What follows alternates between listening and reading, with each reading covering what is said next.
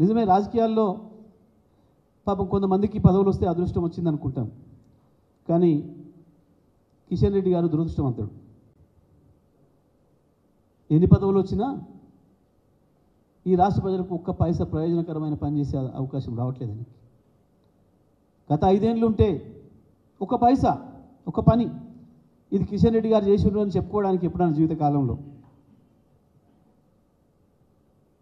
ఒకటే ఒకటి అక్కడిక్కడ రైల్వే స్టేషన్లో పాత లిఫ్ట్ను బాగు చేసి దాన్ని ప్రారంభించే కార్యక్రమం ఆయన 5 ఏళ్ళ జీవితకాలం చేసింది పాపం. ఎందుకంటే మనం ప్రధానమంత్రి గారు వచ్చి పాత రైల్వే స్టేషన్ రంగులేసి ప్రారంభం చేసిపోతే ఎవరో కార్యకర్త సలహా ఇస్తే అన్న నీ పేరు కూడా ఒకటి ఉండాలి కదా అంటే పాత లిఫ్ట్ను బంద్ చేసి బాగు చేయించి 10 రోజులు ప్రారంభం చేసి వచ్చింది పాపం. ఇక ఈసారి ఇంకా అంతకంటే పెద్దది వచ్చింది క్యాబినెట్. ఇప్పుడన్నా ఏమైనా చేస్తాడేమో అనుకున్నారు కొద్దిమంది ఆయన మిత్రులు కార్యకర్తలు.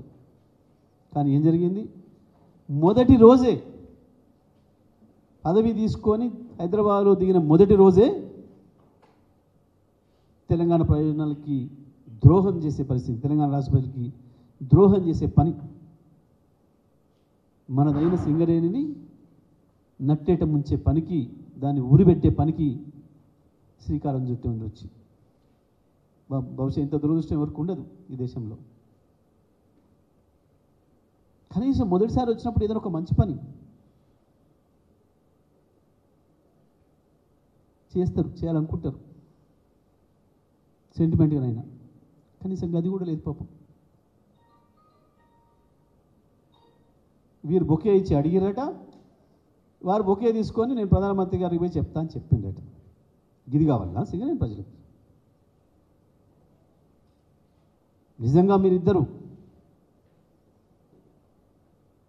నిన్న మాట్లాడింది కానీ ఇవాళ మాట్లాడింది కానీ నిజమే అయితే దానికి ఒకటే ఒక సాక్ష్యం, శ్రావణి బ్లాకును ఇప్పుడు వేలంలో నుంచి తీసేయడమే.